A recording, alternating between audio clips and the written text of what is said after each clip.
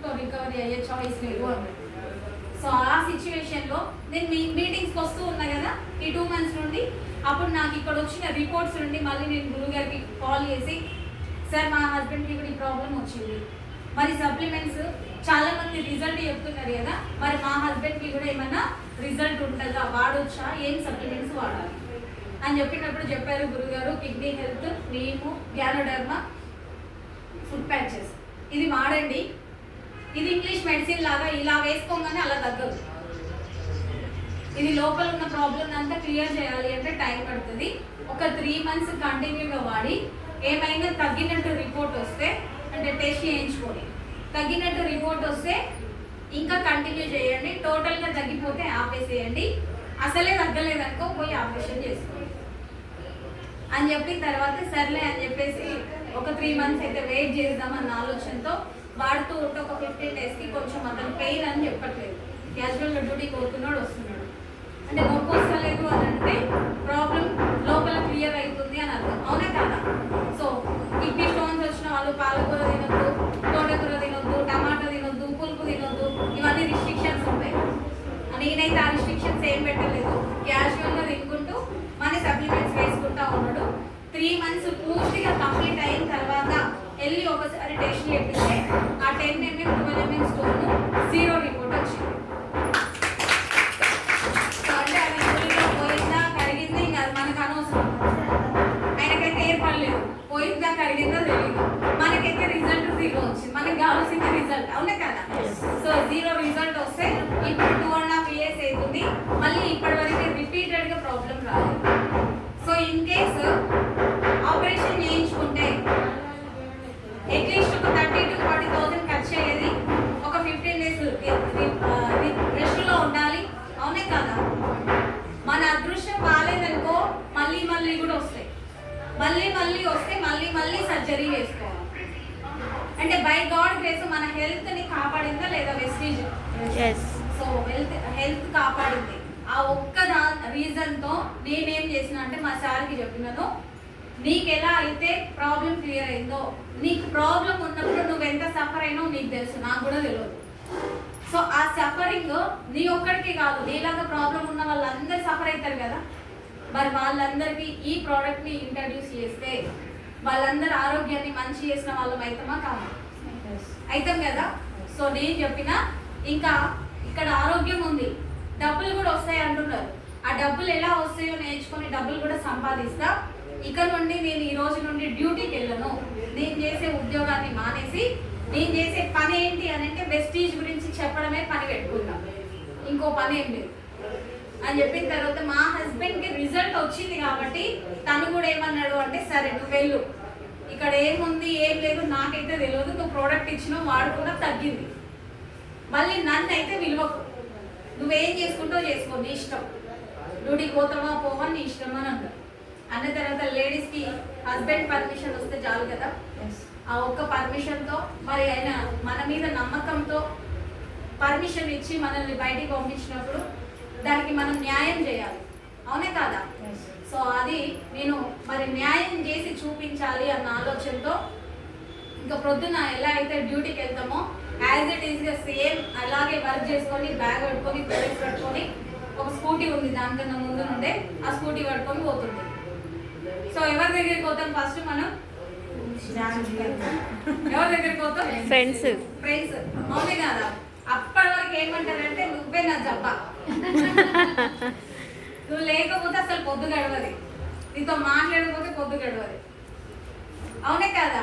నువ్వు లేకపోతే దావత్కి ఓను, షాపింగ్కి ఓను, ఇన్ని కథలు చెప్తారు, వాళ్ళే గుర్తొస్తారు వెస్టీజ్ అంటే. పోయి ఫస్ట్ వాళ్ళ దగ్గరికే పోతాం. రా ఇద్దరం కలిసి తిరుగుదాం అంటారా? అంటారా? అన్నారు. సో నేను కూడా చేసిన విషయం ఏంటంటే నా దురదృష్టమో అదృష్టమో ఎందుకని వెస్టీజ్కి ముందు నాకు ఫ్రెండ్స్, నైబర్స్, రిలేషన్స్ కమ్యూనికేషన్ ఎక్కువ లేదు. ఎందుకు అని అంటే నా పని ఎంతో నేను చేసుకోవాలి, నా మట్టికి నేను ఉండాలి. అందరితో రిలేషన్స్ అవన్నీ పెట్టుకున్నాం అనుకో, లేకపోని గొడవలు ఆ పెంట్ అంతా మనకి ఎందుకు అనే ఆ మైండ్ సెట్ నాది. ఆమెతో ఈమెతో మనలో ఈమె గురించి ఆమె గురించి చెప్తా ఉంటుంది. అవన్నీ దిమాగ్లో పెట్టుకొని మన దిమాగ్ ఖరాబ్ చేసుకోవడం ఎందుకు? అలాంటి నేచర్ తోటి నేను కనీసం మా పక్కన ఇంట్లో వాళ్ళతో కూడా మాట్లాడకపోయేదాన్ని. కానీ వెస్టీజ్ బిజినెస్ మాట్లాడాలి, మాట్లాడితే అవుతుంది, అవునే కదా? సో ఇక్కడ నాకు వచ్చిన ప్రాబ్లం ఏంటి అని అంటే ఎవరి దగ్గరికి పోవాలో తెలియదు.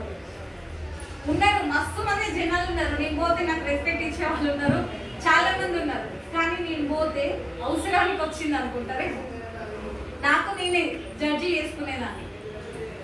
అయినా కూడా సరే మరి చేయక తప్పదు కదా.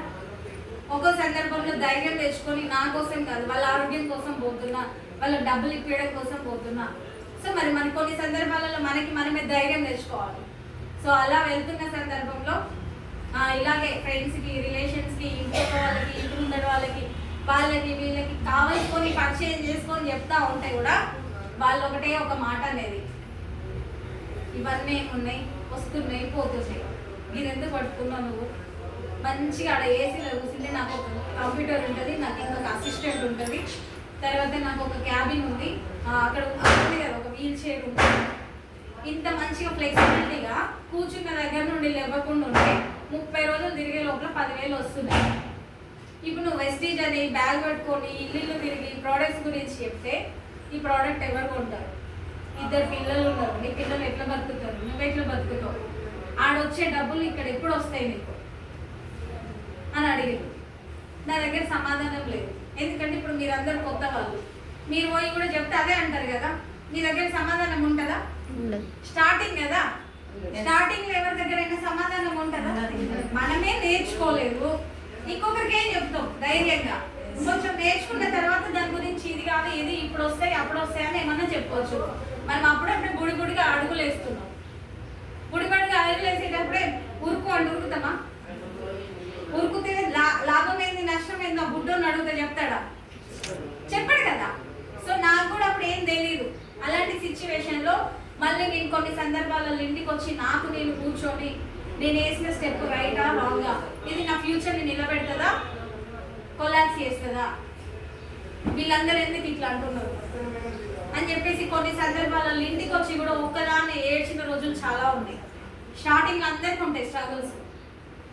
సో అందులో లేడీస్కి ఇంకా ఎక్కువ ఉంటాయి. సో నేను చాలా సందర్భాలలో ఒక్కదాన్ని కూర్చొని చాలా ఏడ్చి మళ్ళీ ఒకసారి చెప్పిన ఎంఎస్ఆర్ గురుగారు నెక్స్ట్ తర్వాత ఒక గుంటూరులో మీటింగ్ ఉంది, కోటప్పకోటలో మీటింగ్ ఉంది, రండమ్మా టీచర్స్ బుక్ చేయండి అని చెప్పిన తర్వాత సార్కి ఒకసారి నేను చెప్పిన, సార్ మీరు చెప్తున్నారు బాగుంది, మీటింగ్స్కి వస్తే మాత్రం ఎక్కర్లేకి బూస్టింగ్ వస్తుంది. బూస్టింగ్ వస్తుందా రాదా? బెలూన్ ఖాళీ ఉంటుంది, గాలి కొడితే ఎట్లయితే ఉబ్బుతుందో అంత ఎనర్జీ వస్తుంది, అంత యాక్టివ్ అయిపోతుంది. అదే ఎనర్జీని తీసుకుపోయి బయట జనాలకు చెప్తే గుండు సూది వచ్చి గాలి తీసినట్టు మొత్తం తీసేస్తున్నారు సార్, అసలు ఏంటి అని చెప్పేసి ఒకరోజు ఏడ్చుకుంటూ చెప్పిన తర్వాత సార్ ఒకటే మాట చెప్పారు, అమ్మ నువ్వు ఎవరికి అయితే వెస్టీజ్ గురించి చెప్తున్నావో వాళ్ళకి network marketing, direct selling industry, Vestige business, Vestige products గురించి ఏమన్నా తెలుసా? మనకు సలహాలు ఇస్తారు కదా, ఇంట్లో కూర్చొని రిమోట్ చేతిలో పట్టుకొని బండి మీద పోతా ఉంటే, అవునే కదా, ఓ 4 అమ్మ లెక్కలు కూర్చున్న దగ్గర మనం పోతాం చూడు, అక్కడ వాళ్ళు ఉల్టా మనకే సలహాలు ఇస్తారు. సో వాళ్ళందరికీ వెస్టేజ్ గురించి ఏమన్నా తెలుసా? తెలియదు, ఏం తెలియదు. వాళ్ళ ఇంట్లో ఏం జరుగుతుందో కూడా తెలియదు అసలు నిజం చెప్పాలంటే, అవునా కాదా? అలాంటిది మనకి సలహాలు ఇస్తారు. సో వాళ్ళకు ఏం తెలియని మాట్లాడితే వాళ్ళని ఒప్పుకుంటావా? అన్నీ తెలిసిన వాళ్ళు వెస్టీజ్ మీటింగ్లో సక్సెస్ అయ్యి ప్రోడక్ట్స్ వాడి సక్సెస్ వాళ్ళ హెల్త్ ప్రాబ్లమ్స్ క్లియర్ చేసుకొని వాళ్ళు వాడుకున్న దాని గురించి చెప్పడం వల్ల కొన్ని రోజులు ఇక్కడ పని చేసి నిలబడి టీం తయారు చేసుకోవడం వల్ల ఈరోజు డబ్బులు వస్తున్నాయి అని చెప్తే వాళ్ళ మాటలు వింటావా? ఏం తెలియని వాళ్ళు చెప్పిన మాటలు వింటావా అని చెప్పి ఎవరి మాటలు వినాలి? మీటింగ్ ఎవరి మాటలు వినాలి? సక్సెస్ అయిన వాళ్ళ మాటలు వినాలి, అవునే కదా? సో నేను కూడా ఏమనుకున్నా అంటే ఆ రోజు డిసైడ్ అయినా ఈ జనాలు మొరుగుతూనే ఉంటారు.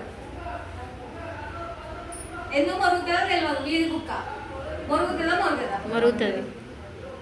కొద్దిసేపు అయినాక అదే మూసుకొని ఉంటుంది, ఎందుకు మూసుకుంటుందో తెలియదు. ఎందుకు మొరుగుతుందో తెలియదు, ఎందుకు మూసుకుంటుందో తెలియదు. మనం రోడ్ మీద పోతుంటే చూస్తామా చూడమా? చూస్తాం. మన చుట్టూ ఉన్న జనాలు కూడా మనకి ఎందుకు సలహా ఇస్తారో తెలియదు.